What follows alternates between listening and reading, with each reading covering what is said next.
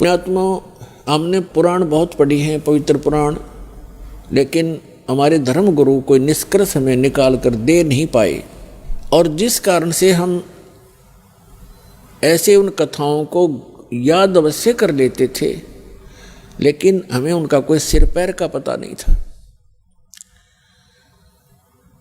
जैसे पार्वती जी के 107 जन्म हो चुके थे, 108वां जन्म वो जी रही थी।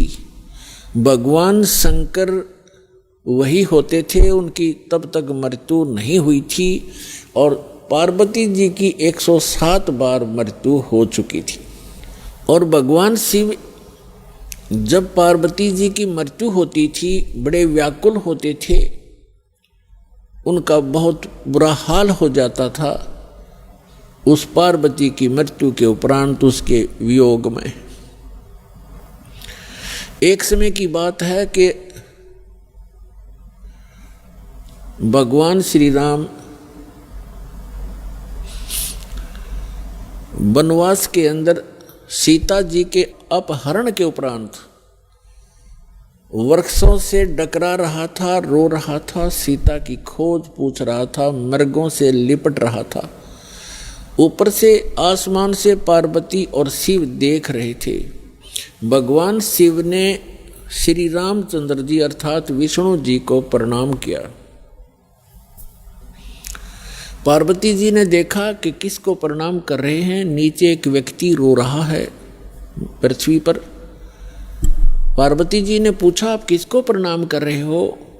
भगवान शिव ने कहा कि नीचे देखो, ये भगवान को प्रणाम कर रहा हूं। कि वो व्यक्ति रो रहा है? पार्वती ने पूछा कि हाँ, ये भगवान है, परमात्मा है। पार्वती जी कहने लगी, भगवान और रो रहा है? भगवान कैसे हो सकता है जो ऐसे डकरा रहा है जनसाधारण की तरह? यानी विष्णु जी थे वो, और विष्णु जी भगवान शिव के बड़े भाई हैं। अपने बड़े भाई को वो नमस्कार कर रहे थे। पार्वती जी ने नमस्कार नहीं किया और कहा, मैं इसकी परीक्षा लूंगी और सीता रूप बना कर जाऊंगी। यदि ये मुझे पहचान लेंगे तो मैं मान लूंगी कि ये भगवान है। भगवान शिव ने कहा कि यह गलती मत करना, यदि तू सीता रूप बना लेगी तो मेरे काम की नहीं रहेगी। उस समय तो पार्वती जी ने कह दिया कि नहीं जाऊंगी, परीक्षा नहीं लूंगी। कुछ ही देर के बाद भगवान शिव के इधर उधर होते ही सीता रूप धारण किया और भगवान राम के सामने खड़ी होगी जाकर के।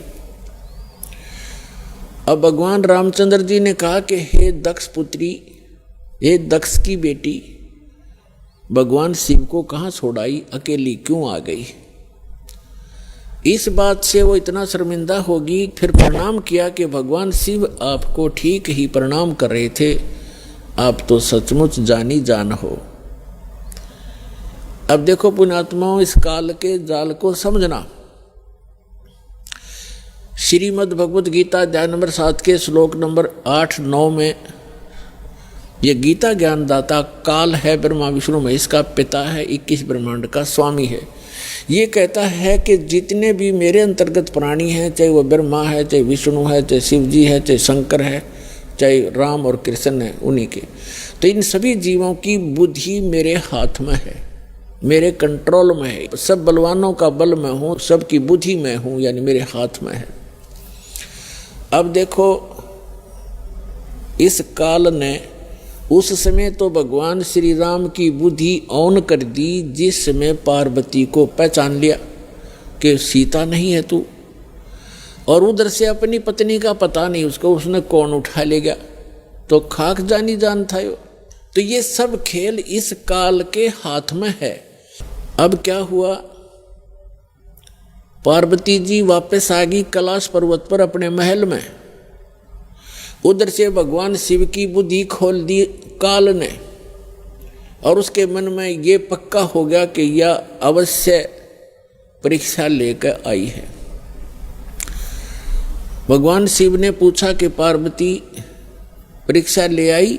झूठ बोल दिया पार्वती ने, परीक्षा नहीं ली अविनाशी, मैं ना गई कितने भी। तो भगवान शिव की वह बुद्धि खोल दी, उसने देखा वो अपनी दिव्य दृष्टि से सचमुच ये जाके आई है।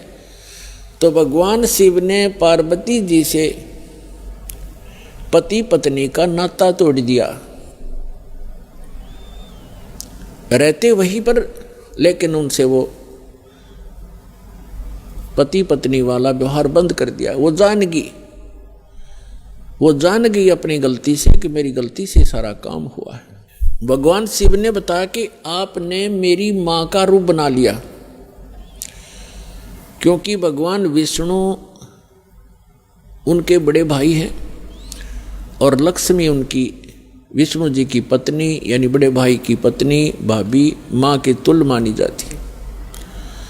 तो उसने कहा कि तूने मेरी माँ का रूप बना लिया, मेरी भाभी का रूप बना लिया, इसलिए तू मेरे लिए पत्नी रूप में स्वीकार्य नहीं रही। तो उधर से पार्वती ने एक दिन देखा, 2 दिन देखा, 10 दिन, 1 साल, वह दुखी होगी। और जब बच्ची दुखी हो जाती है तो कहाँ आश्रय तकती है, अपने पीहर जाती है माता पिता के यहाँ। अब माता पिता के यहाँ गई, लेकिन माता पिता उससे अक्षुब्ध थे पहले से ही। क्योंकि उसने अपनी मर्जी से विवाह किया था भगवान शिव से। उसका पिता दक्ष बिल्कुल खुश नहीं था शिव जी से ब्याह करके। अब वो अपनी मर्जी से विवाह करके आई थी, दक्ष दुखी थे उससे। उधर राजा दक्ष ने उसी समय एक यज्ञ कर रखी थी, एक धार्मिक अनुष्ठान कर रखा था अपने घर में। और धार्मिक अनुष्ठान के अंदर एक ऐसा इन ब्राह्मणों ने, गुरुओं ने बना रखा है कि धार्मिक अनुष्ठान करे तब सारी लड़कियों को, उनके पतियों को यानी अपने दामादों को भी आमंत्रित किया जाता है, और भी गणमान्य व्यक्तियों को, साधु संतों को भी आमंत्रित किया जाता है। तो पार्वती जी की जो अन्य बहनें थी उनके पति भी आए हुए थे, वो बहनें भी आमंत्रित की हुई थी, लेकिन पार्वती को आमंत्रित नहीं किया था, ना शिव को बुलाया था, क्योंकि राजा दक्ष उनकी शक्ल भी देखना नहीं चाहते थे। जब पार्वती अपने घर पहुंची तो क्या देखा, वहाँ हवन हो रहा है, यज्ञ हो रही है, और जितने भी रिलेटिव थे सभी आए हुए हैं, सभी बहनों के पति भी आए हुए हैं, और उनके यथाचित उस यज्ञ में आसन लगाए हुए हैं, और प्रतिदिन उनका हिस्सा निकाला जाता था। जैसे ब्राह्मण लोग कहते हैं, आपने देखे होंगे फेरे करते से महीनों का 5 यहाँ रख दे, 11 वहाँ रख दे। तो ऐसे ही क्या करते हैं कि इतने रुपए अपने दामादों के रख दो, तो उनका हिस्सा रखा हुआ था प्रत्येक के आसनों के पास। और पार्वती पूरे मंडप में घूम के अपनी माँ के पास आ गई, और ना दक्ष उनसे मुख से बोला कि आजा बेटी, और बेटी माँ के पास ही अपना दुख रोया करती है। अपनी माँ के पास जाके कहने लगी, माँ आपने यज्ञ कर रखा है, धर्म यज्ञ कर रहे हो, और हमारे को आपने आमंत्रित नहीं किया, क्यों नहीं किया? और ऐसा भी था कि जैसे किसी बहन का कोई पति नहीं आया है, उपस्थित नहीं हो पाया किसी कारण से, तो उसका आसन लगा रखा है और उसके लिए फी प्रॉपर उसका हिस्सा भी रखा हुआ है। तो पार्वती जी ने कहा अपनी माँ से कि आपने ना तो अपने दामाद को आमंत्रित किया, ना मुझे किया, ना उसका आसन लगा रखा है। ऐसा भेदभाव तुमने क्यों किया हमारे से? तब माँ ने कहा कि बेटी, ना तो तू मानती मेरी बात, ना तेरा पिता मानता। तूने भी अपनी मर्जी से ब्याह किया था, इससे तेरा पिता क्षुब्ध है, और ये इस कारण से तुम्हें बुलाया नहीं। तो पार्वती जी ने अपने पिता से प्रश्न किया कि आपने न तो अपना दामाद बुलाया, ना मुझे आमंत्रित किया, क्या मैं आपकी बेटी नहीं? तो दक्ष ने कहा कि मैं ना तेरी सूरत देखना चाहता हूँ, और ना उस सर्प लपेटे हुए व्यक्ति को बुलाकर अपनी बेइज्जती करवाना चाहता हूँ। और आपको किसने बुलाया यहाँ पर? आप जा सकती हैं। इस अपमान को वो पार्वती सहन नहीं कर सकी, और एक बहुत बड़ा हवन कुंड बना रखा था को 7-8 फुट नीचा।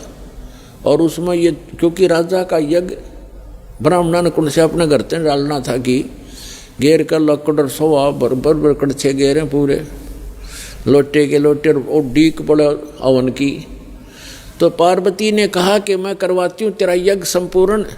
ऐसा क्षुब्ध हुई, इतना गुस्सा मान के और हवन कुंड में छलांग लगा कर जल गई। जल्दी सी हवन कुंड को बुझाया गया, तुरंत ही उसको निकाला गया, सारा शरीर जल गया, लेकिन अस्थि शेष रह गई, अस्थि पिंजर शेष रह गया। भगवान शिव को पता चला, ये बहुत लंबी कथा है। भगवान शिव ने फिर अपने ससुर का सिर भी काट दिया था, उसने काट दिया था भैरव ने, जैसा भी। तो फिर क्या हुआ कि भगवान शिव जब आए तो उसने उस पार्वती के कंकाल को, जो केवल अस्थि पंजर था पूरे बॉडी का, उसको पार्वती जान के मोहवश इतना अंधे हो गए और उसको सीने से लगाकर 10,000 वर्ष तक पार्वती पार्वती करते फिरते गए रहे। एक दिन भगवान ने सुदर्शन चक्र से उस पार्वती के टुकड़े टुकड़े कर दिए उस अस्थि पिंजर के। तो उसके विषय में बताते हैं कि जहाँ नैन गिरे वह नैना देवी, जहाँ धड़ गिरी उसकी वहाँ पर वैष्णो देवी। ऐसे वैष्णो देवी और नैना देवी की स्थापना हुई क्योंकि वहाँ इन पार्ट्स ऑफ द बॉडी को, शरीर के अंगों को, जहाँ नैन गिरी थी वहाँ उनकी समाधि दे दी और उसकी एक यादगार बना दी कि यहाँ पर ऐसी घटना घटी थी, कहीं आने वाले समय में कोई इन ऐतिहासिक और पौराणिक बातों को झूठा ना सिद्ध कर दे, इसलिए वो यादगार बनाई थी। और आज वहाँ पूजाएं शुरू होगी। ऐसी जहाँ धड़ गिरा था वहाँ पर वैष्णो देवी बना दी, एक यादगार बना दी और उसको मंदिर का रूप दे दिया, जैसे कि आने वाले समय में ये चिन्ह बना रहे, ये अवशेष बने रहे। इस प्रकार ये हमारे धार्मिक तीर्थ बने। हम फिर जाने लगे, वहाँ श्रद्धा से मत्था टेकने लगे, दान दक्षिणा करने लगे, फिर पुजारी बैठा दिए। अब वही घंटी बजा के हम कल्याण मोक्ष समझने लगे। तो अध्यात्म ज्ञानहीनता के कारण हम ऐसा कर रहे थे, ये डले ढो रहे थे।